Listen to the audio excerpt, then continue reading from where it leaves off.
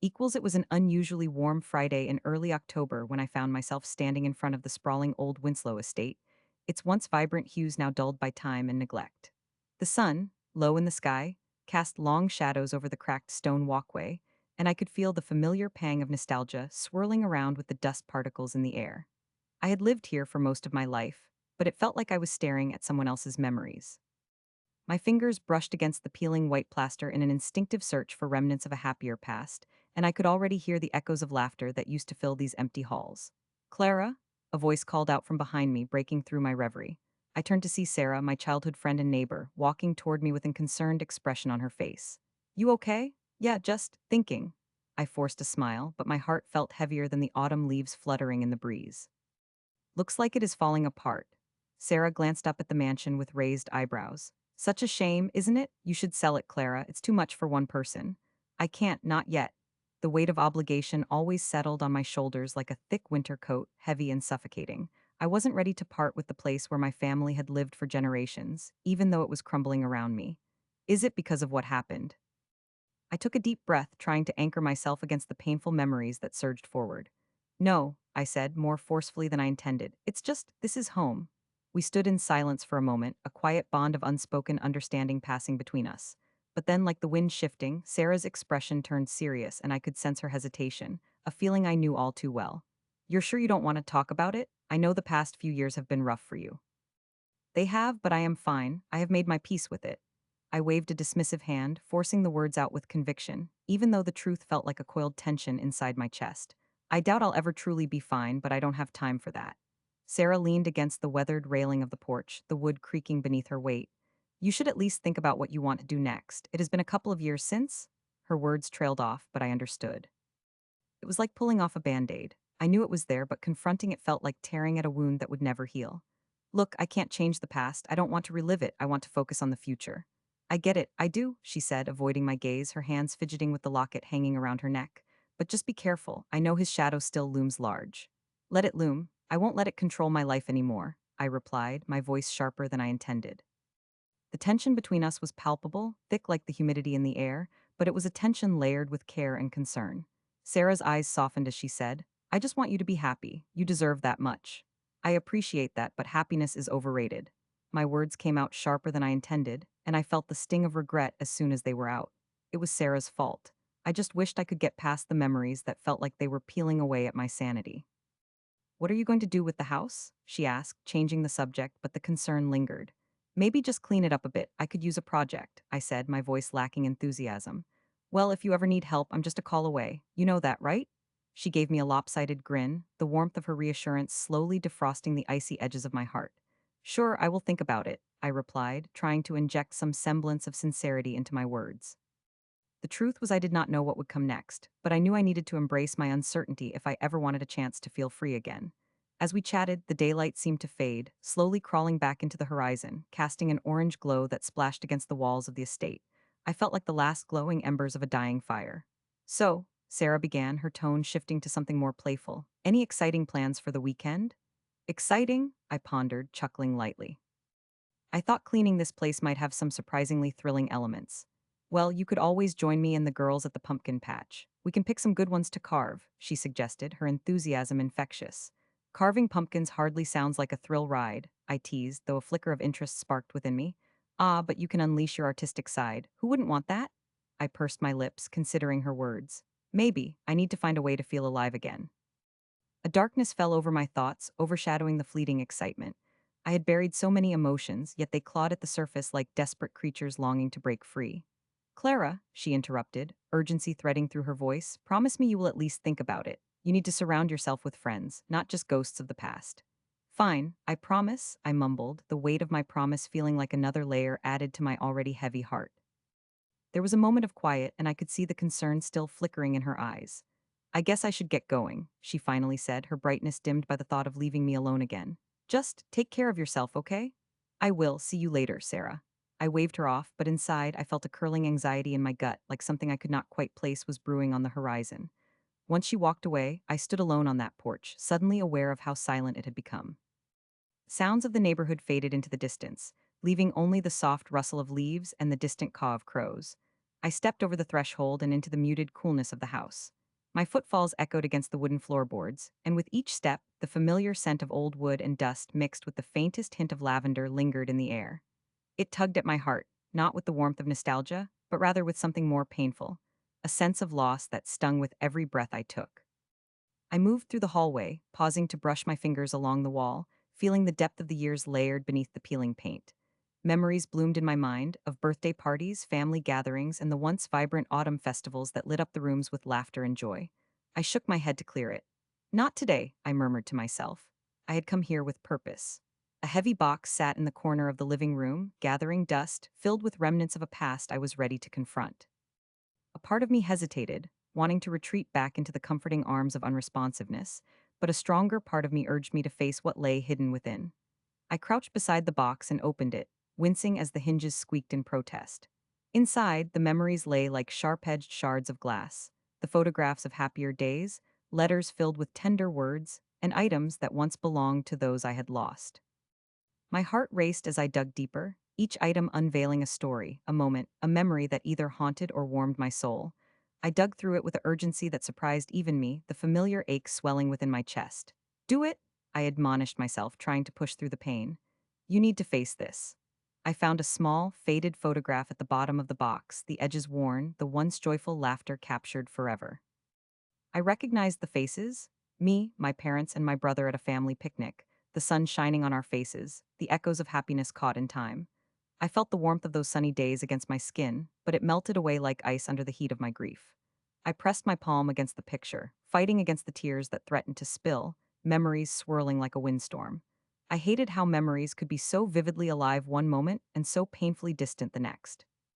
I closed my eyes, urging myself to breathe, but the weight felt unbearable, suffocating even. This is not who I am anymore, I whispered, startling myself with the rawness of my own vulnerability.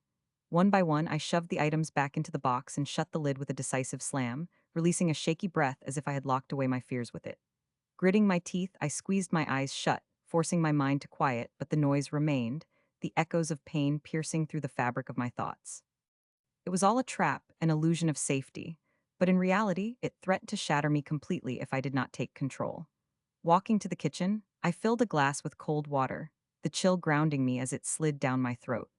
I gazed out the window into the gathering twilight, watching the stars twinkling to life in the darkening sky, glowing relentlessly like the whispers of promises that had once been made and broken.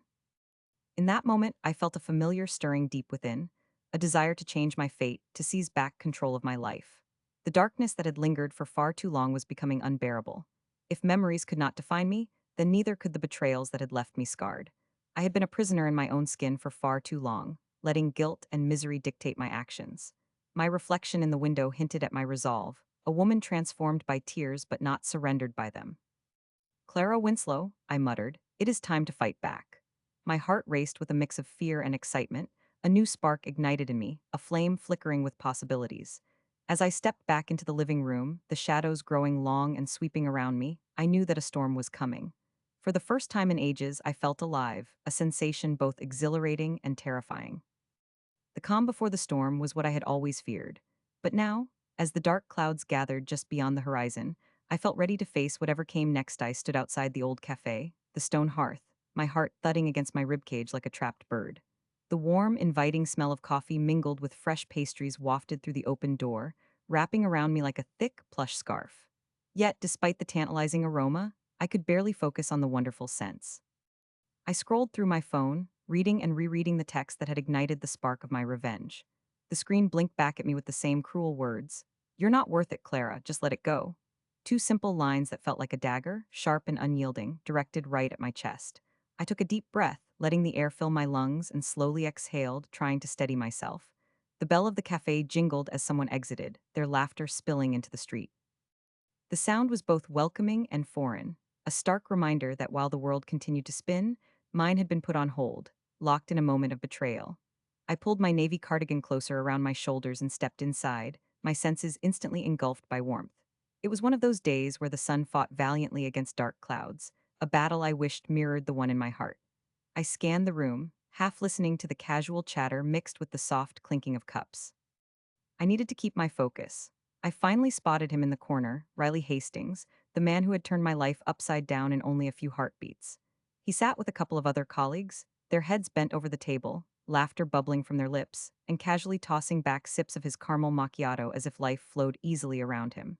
I could hardly believe the joy on his face, the same joy he did not afford me when I needed it most. I clenched my phone tightly, feeling my nails bite into my palm. I took a moment to collect my thoughts, recalling the comforting solitude of my quiet home packed with old vinyl records and books that had always listened to my secrets. Each word and note had replayed my heartbreak, each moment he carved into me like a skilled sculptor. I felt anger rising, a molten river pooling underneath my skin, and I leaned against the cafe wall, thoughts racing. Clara, over here. A sharp voice broke through my reverie, and I whipped around to see my best friend, Jess, waving enthusiastically from the right side of the counter where the pastries were beautifully displayed. Hurry before they eat everything? Her voice was bright and charged with optimism. I forced a smile, knowing I needed her grounding energy right now. I crossed the room with a few wobbly steps, still feeling uneasy as my eyes flicked back to Riley. Jess was examining the display, her eyes wide with anticipation. They have those blueberry scones you love. And look at these chocolate croissants. I mean, how can you possibly resist? She turned, practically bouncing on the balls of her feet. For a fleeting moment, I allowed myself to enjoy her excitement, but my gaze flickered back, helplessly drawn to Riley again. Yeah, those look good, I murmured, pulling my attention away. You should try one. What about that one? Jess interrupted my thoughts and pointed to a fluffy pastry with powdered sugar dusted on top. Can you even believe we're finally here? Her eyes sparkled with delight, and I admired how she seemed to embrace everything around her without pretense. A cafe date, finally? I took a deep breath, trying to mirror her enthusiasm but fearing Riley's shadow over the table instead. Jess noticed my distraction, and before I could slip away, she placed her hand on my shoulder, her expression softening into concern. Hey, what's wrong? Dropped my head, not able to meet her gaze, feeling a lump settle in my throat. It's just everything, you know? I gestured vaguely toward where Riley sat with his friends. He just makes it so hard sometimes. Jess followed my gaze and grimaced slightly. That guy, he's not worth your time. Look at him, he's not even thinking about you. Her voice was fierce, and I couldn't help but feel a glimmer of unwanted affection swell within me. He's just sitting there like nothing happened. Jess squeezed my shoulder gently, encouraging me to look her way. Breathe, Clara. He is just a chapter in your life, not the entire novel. I managed a small smile, but it didn't reach the sadness behind my eyes. You're right, I just wish I could forget. Gripping my phone tighter, I tried to focus on the moment, but the words of my own soul clawed their way up to the surface. Part of me wanted to explode with all I had bottled inside, but I had promised myself I wouldn't buckle under pressure or let past grievances dictate my worth. Forget about him for a bit. Let's order something decadent, okay? Look at that cake. It looks incredible. Jess pointed towards a lavish chocolate cake with layers of glossy frosting, the kind that made you forget your problems for just a second with every bite.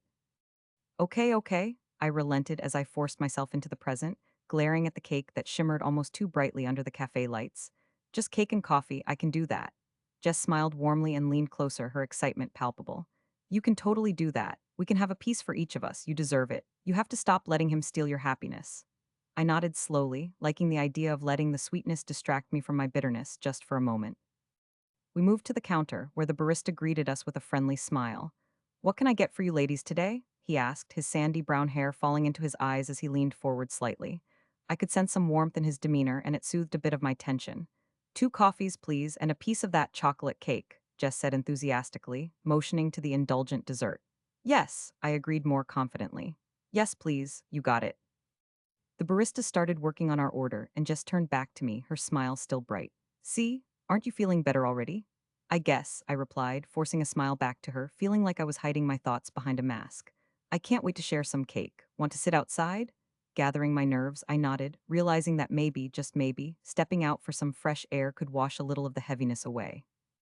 We found a small table on the patio where the sun spilled over us, and I could hear the birds trilling softly above. The air had a slight bite, but it felt refreshing. Jess plopped down, her excitement still palpable as she poured cream into her coffee. Okay, so what's the update? Have you thought any more about your plans? I hesitated, feeling a knot of anxiety twist in my stomach as I took a sip from my coffee. You mean about Riley? The guy who thinks I'm not worth it. I attempted a casual tone, but my voice trembled slightly, betraying my resolute exterior. Jess leaned in closer, her eyes glimmering with fierce determination. Yes, I mean seriously. You've planned this out in your head 1,000 times. What's stopping you? I set my cup down gently, feeling the ceramic heat radiate back into my palms. It's not that easy, Jess. Getting revenge, it just feels complicated. Complicated? You know, they say that revenge is a dish best served cold. She crossed her arms and leaned back into her chair. But what if you could serve it with hot sauce, too? A flood of laughter burst from her, filling the air and wrapping around us. My heart skipped at the absurdity, and I felt a sudden flash of boldness rise up from my center. You know how much he loved being the center of attention, I mused, contemplating, allowing myself a flicker of inspiration. Especially when he thinks he can make a mockery of me in front of everyone. Jess smirked, spinning her coffee cup as though it held all the answers. So, what are you thinking, genius? Something, anything? I glanced back towards the cafe's interior, where Riley still sat, forcing laughter behind the faux charm he wore. The sight without furious emotions swiftly became fuel for my imagination. Something that makes him understand the weight of his words. For him to know that I mattered and that these years were not in vain. Oh, I can already picture it, Jess interrupted, her eyes wide with mischief. You could have him thinking you're still heartbroken while really winning. I leaned closer, excitement brewing, imagining every detail. What if I made him believe that I was completely over him? That would drive him nuts, Jess laughed, daylight dancing in her eyes. Then, when he least expects it, you hit him where it hurts. I began to visualize it, a twist unfolding in my mind like the pages of a gripping novel. It would be epic. He would be the one second guessing everything. Right, he'll never see it coming. Her animated encouragement filled me with adrenaline, and suddenly I felt the bite of revenge turn from a struggle to a purpose. Every plan, every detail mattered, and with Jess on my side, I could craft an intricate web. I'll need to mix in some unpredictability, something that alters the narrative, I murmured, my brain whirling with ideas.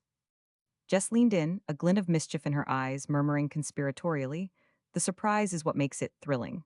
Make him question what is real and what is." I nodded, feeling an electric thrill course through my veins. The act of planning, of reclaiming my power, filled the gaps where hurt had once resided. Soon, a large slice of chocolate cake was placed on our table, lavish and enticing. The rich, velvety chocolate seemed to freeze time for a moment as I stared at it, my thoughts filled with sweet possibilities of what lay ahead. I grabbed a fork and dove in, the first bite melting on my tongue, rich and decadent. Jess watched me to her. It must have looked beautifully chaotic, but to me it was the fuel I needed. "So, what is your first move?" she asked, leaning back in her seat, eyes glittering with anticipation. I savored the cake, the sweetness mixing glamorously with the bitterness of my experience. Let's just say that if he thinks I am out of the game, I'll be at the front lines, ready to flip the script. Jess giggled with delight. "Oh, new Clara, the warrior queen of Granite Hollow, let's make this happen." As we devoured our cake and plotted together, I couldn't help but feel the warmth returning to my soul, hatred morphing into hope. I smiled, welcoming the prospect of revenge, but holding on to my desire to regain my own narrative. Because in this game, I would be the one holding the pen, and nobody would ever tell me again that I was not worth it. The air was thick with tension as I stood in the dimly lit bar, my heart pounding against my chest like an uninvited guest. The faded neon sign flickering outside cast an occasional warm glow over dusty tables and worn-out stools, each seating a rough patchwork of laughter, weariness, and secrets. The clinking of glasses and murmurs of the late-night crowd surrounded me, yet I felt utterly detached, like a ghost haunting the edges of a party I had no intention of joining. I was here for a single purpose, and that purpose was revenge. The bar was called the Rusty Nail, a place where people came to forget their troubles or drown their sorrows, but for me, it was just the beginning of my plan to take back the life I had lost. My eyes scanned the room, landing on a group of men huddled at a corner table. Marcus. Just saying his name in my head ignited a hot blaze of fury that coursed through my veins. He was the architect of my undoing. The memory of that betrayal played back in my mind like a haunting film reel, when I could never pause or rewind. The sharp sound of laughter from his direction pierced through my thoughts, and I felt a tightening grip around my throat. "Remember what he did, Clara," I whispered to myself. With a determined breath, I made my way through the checkered floor, each step purposeful, accompanied by the faint scent of aged whiskey and stale smoke. As I approached the table, I felt a surge of both fear and adrenaline, my pulse quickening as the familiar faces turned to me. "Well, well, if it isn't the ghost of Christmas past," Marcus mocked, a smirk plastered across his handsome but deceitful face. "What brings you back to this side of town?" I felt the words clawing at my throat. "I came to talk," I replied, forcing myself to sound steady despite the storm raging inside me. "Oh, about what?" He leaned back in his seat, crossing his arms, the flickering light casting shadows across his rugged jawline. "I thought you were done with us." "Not quite," I said, forcing a smile that didn't quite reach my eyes. "Actually, I wanted to discuss something you owe me." His laughter echoed through the bar, drawing the attention of a few patrons. You think you can just waltz back in here and make demands? After how you ran away like a scared little rabbit? I didn't run away. I escaped, I said, my voice thick with emotion. And I'm not demanding anything, I'm just giving you a chance to make things right. Make things right? He repeated incredulously, his eyes narrowing. You expect me to just hand over my life to you like a gift? I expect you to be a decent human being, I shot back. But knowing you, that's probably asking too much. The tension sharpened the air around us, and I could feel the heat radiating from my own body. What do you need, Clara? He said suddenly, all traces of humor vanishing from his eyes. I'm not here to play games, you know what you did. Fine, let's cut to the chase then, I said, my breathing steadying as I realized I had the upper hand. You need to tell me the truth about the money. Who took it, Marcus? Who set me up? He leaned forward, his expression morphing into something more dangerous. You really think I'd betray you? You were my partner. You were my partner, and then you backstabbed me, I spat, my voice hardening. The other men at the table shifted uncomfortably, aware that they were witnessing a powder keg about to explode. You've never been able to take responsibility for your mistakes. Why would this time be different? His face grew dark, and for a brief moment I thought I saw regret flash across his eyes before it vanished. You don't know what you're talking about.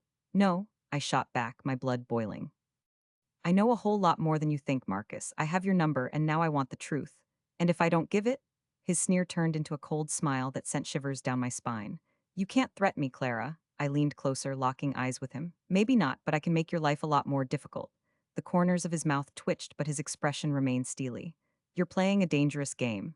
You're right, I agreed, my voice lowering to a whisper. And I'm the one holding the cards, so why don't you just cooperate and we can avoid any further messiness? There was a flicker of surprise in his eyes, followed by a flash of calculation. He was weighing his options, and I could see that the wheels in his head were turning. And what do you think you're going to do with that information, Clara? That is none of your concern. I took a step back, the distance between us creating an illusion of safety, but I could feel the danger lurking just below the surface. Just tell me what happened. Marcus sighed heavily, leaning back as if he were about to surrender, but I knew better. Fine, I'll tell you what I know, but understand this. You're walking a very thin line, and I won't hesitate to wash my hands of you again. I felt a surge of triumph and steeled myself to keep my emotions in check. Then let's hear it. It was never just me, I had partners, he finally admitted, his voice lower now, almost conspiratorial. The money disappeared after that job in Salem. I didn't have a say in it. The others, they made their choices. I nodded, trying to absorb his words while suppressing the gnawing anxiety in my gut. Who were they? I pressed, determined not to lose this opportunity. He hesitated, glancing around the bar as if to ascertain who might be eavesdropping, and I leaned in closer, my heart racing. I can't give you names, he said, his voice rich with tension. You have to understand they're dangerous, Clara. You're not ready for this. Ready for what? I barked, my patience wearing thin. You think I'm running scared? If you know anything that can help me, you better start talking. He merely shook his head, his expression resolute. If you go down this rabbit hole, you might not come back out. My resolve did not waver. I have nothing left to lose. There's always something to lose, he replied softly, almost regretfully. Your life can unravel pretty quickly. You don't understand what I've been through. I stopped short, swallowing the vulnerable truth. I didn't want him to see the cracks in my armor. You don't know the lengths I have gone to in order to reclaim what you took from me. And what exactly do you think you can reclaim? He challenged, a hint of curiosity leaking into his tone. Your dignity.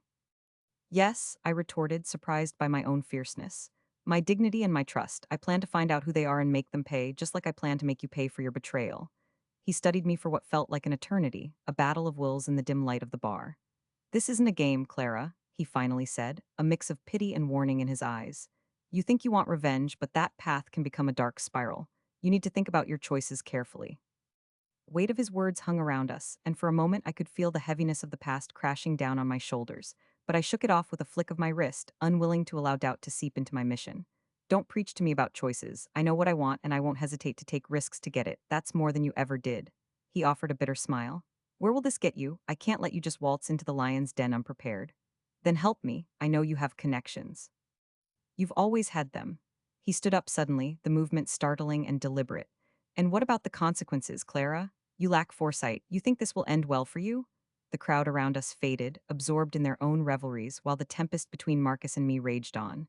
I don't care. I will not let this end without a fight. Then prepare for chaos, he warned, his voice dangerously low as he stepped closer again, the heat radiating off him, igniting a mix of fear and exhilaration. You're bucking against forces that could drown you. I'll take my chances, I declared defiantly. You'd rather be safe than sorry? How'd that work out for you? The vulnerability in his gaze seemed to flicker again, and for a fleeting moment, I wondered if I had reached something deeper, but he masked it quickly, rebuilding the walls between us. You don't understand the stakes. You're fragile in this world. You have enemies you can't even begin to comprehend. I softened my voice, the truth of his words echoing in my heart.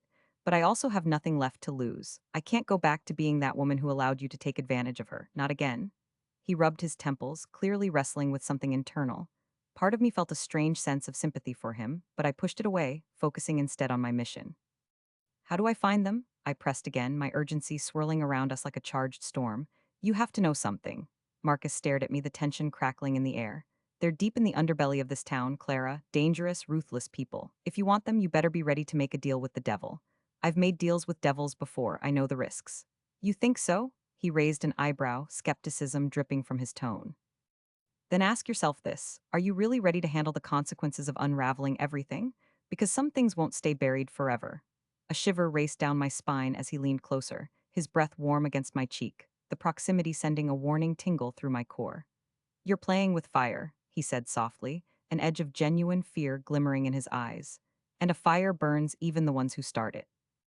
Then let it burn, I said, channeling every ounce of anger and determination I possessed. I'm not scared anymore. He studied me for a long moment, his expression shifting into a mixture of admiration and dread. You really are something else. I wish I didn't know that. I opened my mouth to respond, but the words escaped me. I was too focused on my own resolve, too eager to ignite the flames of change. Tell me where to start, Marcus, I pressed, desperation creeping back into my voice. I will uncover the truth and I will find them. You might regret that. I shook my head fiercely, refusing to let the foreboding warning seep in. I won't regret standing up for myself. It's time for this ghost to take control of her own fate. He hesitated, then sighed, the tension thickening in the air between us once again. You might get what you're asking for. Just remember, once you cross that line, there's no turning back. I held his gaze, the resolve in my soul igniting a spark of energy that radiated outward.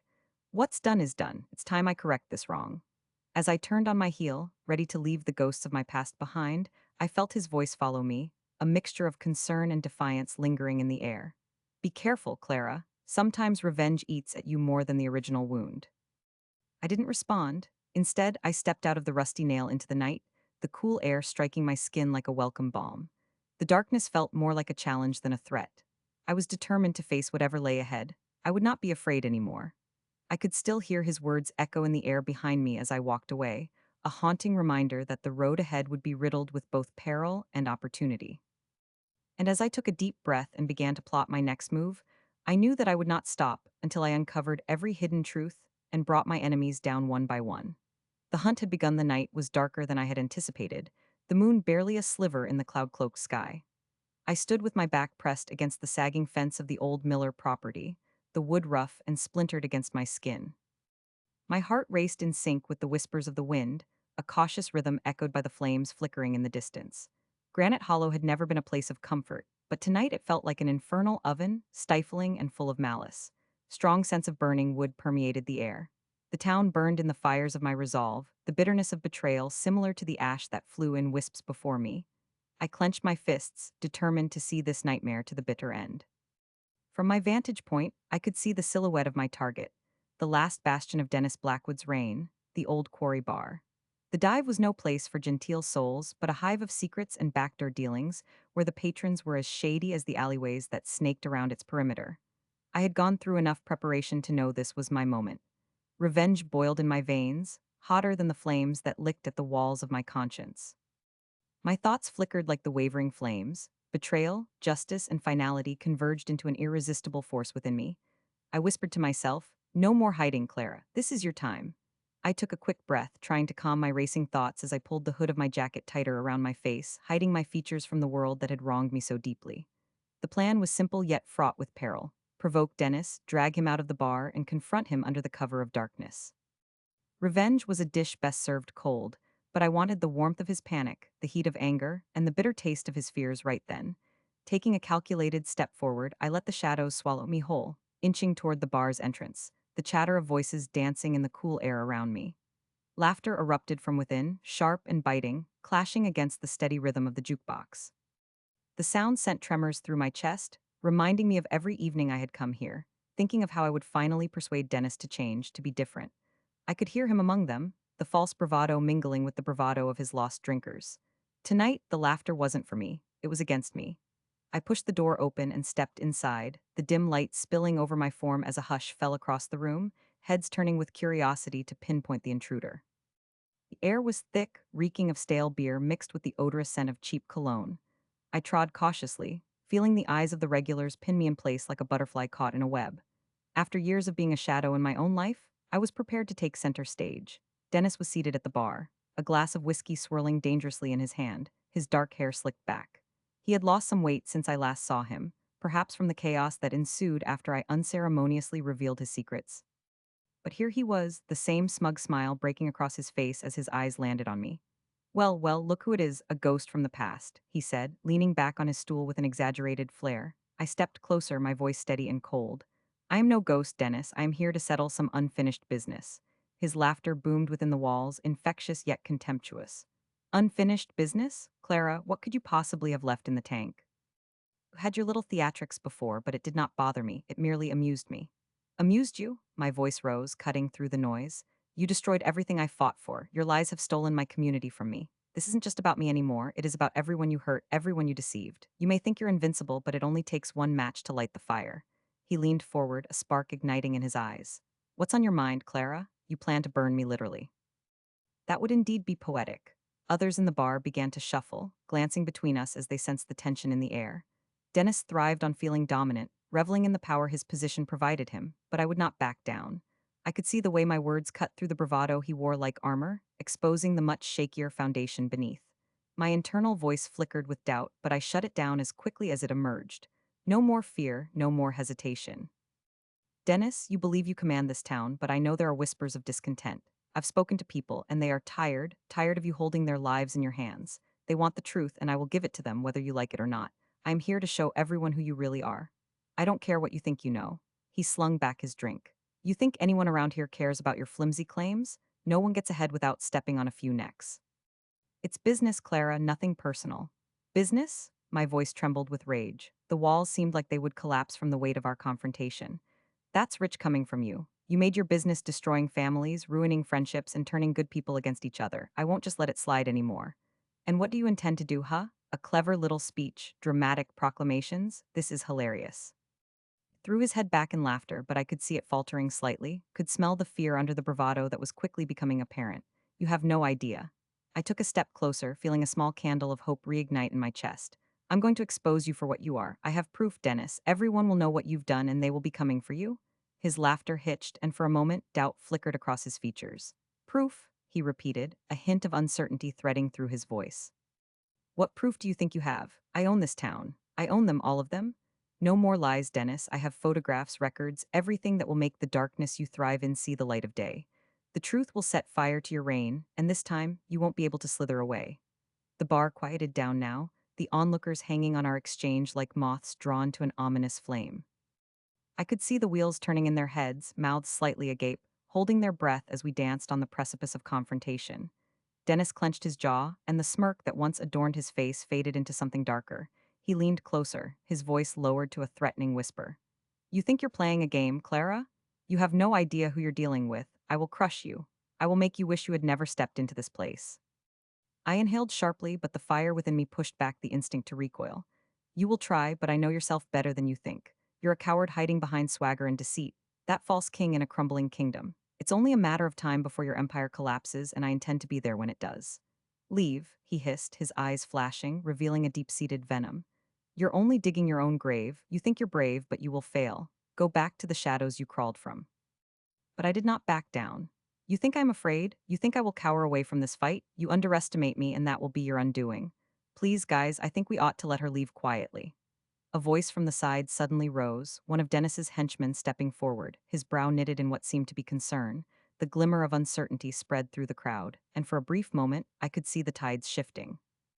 You people treat her like this, and it will be on you when it all unfolds, the man said. Clara has been around, and maybe she has something that could ruin you all. I don't want to end up on the wrong side of whatever this is. Somewhere in the back of my mind, I recognized this small voice of dissent, the kind of support I had expected to find in other townspeople, the ones who wrapped themselves in fear instead. I turned back to Dennis, who was now glaring daggers through gritted teeth. Why don't you show this pretty lady the door, huh? You'd like that, wouldn't you? I challenged, standing my ground solidly. But you have been shaking in your boots ever since that showdown at the square. You know what I can do. You know I am not leaving until you face the consequences of your actions. You think you own this city? You'll see how quickly it can slip through your fingers. With each heartbeat, the tension grew, and suddenly it wasn't just our battle anymore. Everyone was caught in the spiraling energy of my truth versus his lies, the weight of broken trust heavy in the air. Dennis shifted again, his bravado waning as he took a long hesitation before responding. You really think you scare me? You're going to wish you hadn't provoked me. You'll be forgotten in the dusty pages of this town's history. But my name? My name will live on, and it will be a testament to the fight against you and others like you. Suddenly, without warning, he lunged, fingers gripping the edge of the bar, his face contorted with rage, eyes wide like a caged beast. This is personal to you, huh? Little Clara playing the Avenger. You think you're some martyr? You have no idea how personal this is. But I assure you, by the time I'm done, everyone here will see you for the monster that you are. I took another step closer, adrenaline flooding my system. Before he could bark back a response, the bar door swung open, detailed with the shadows of several ominous figures entering, silhouetted against the dim light behind them. My breath caught as I recognized the familiar faces. They were the townspeople who had come to witness this showdown, standing tall, emboldened by my courage. Clara, one called out, raising a hand in solidarity. This was it. It was really happening. The tides were turning. Seizing the moment, I lifted my chin and shouted, "This is how we take our town back. We will not stand idly by while the likes of Dennis Blackwood continues to leech off our lives." As more figures surged in, murmurs and gasps filled the air, my heart surged, and Dennis stumbled back, his bravado finally cracking. The room became electric, caught in the cinematic moment where fear transformed into resolve. I sensed the weight of support pressing against me, fueled by every injustice faced, each betrayal buried deep within them, surfacing in solidarity. "Leave him alone, Dennis?" Another voice clamored from the back, followed by a few more demanding statements of affirmation. I could see Dennis standing against the tide, anger threading through his expression like venomous vines. "Enough!" he shouted, but it no longer had any power, even he could see that. The flames of uncertainty danced across his face as he registered the collective response. The time for power games was over. "Come on, man," a voice from the growing crowd chimed in. "You're not welcome here anymore. You've drained this town of its life, and we're sick of it." With every word, the fervor grew, igniting emotions I never thought possible in these people, a relentless wave of uprising against everything he represented. Dennis found himself on the back foot as his empire, built on fear and subjugation, wobbled dangerously under the threat of being overrun. "Let's take him down together," I urged, emboldened by the energy around me. "This is our time." In that heartbeat, I felt it, the power of community, rising like the fateful tide, ready to sweep away the remnants of oppression. "We will show him who we are." The voices grew stronger in chorus, and I felt pride swell in my chest, a cavernous ache that once held despair now bursting with fury and purpose. For the first time, I had allies. Together, we were rising to reclaim what was rightfully ours. "Get out, Clara." Dennis's eyes burned with fury, a wild flicker of desperation marring his composed facade. "You wanted a spectacle, you've got it. You'll regret this. Maybe, but it won't be me who regrets it, Dennis." I called back, standing a little taller, heart pounding loudly as I embraced what was unfolding, ready to finally move against the man who had plunged our town into silence. Surrounded by newfound allies, I felt a forge-like strength within me, the fires of liberation igniting. And at long last, I could see the world being changed, beginning and ending right here, in our collective determination to bring light to the darkness that had tainted Granite Hollow for far too long. In that moment, amid the swirling chaos, I chose to channel every fiber of my being toward the battle, the vengeance spiraling into solidarity, because this was our collective fight now. I would not back down, and together we would confront the man who had waged war on our lives. The upcoming battle would be fierce, but we were ready to transform our pain into hope, rewriting our destinies as one. And somewhere deep within the ruins of my heart, amid the shadows of my past, the fires were finally purged, each flicker a promise of renewal, each gathering breath a step toward the truth. I was Clara Winslow, and I was finally ready to claim my victory, a victory that no one could ever snatch away from me again.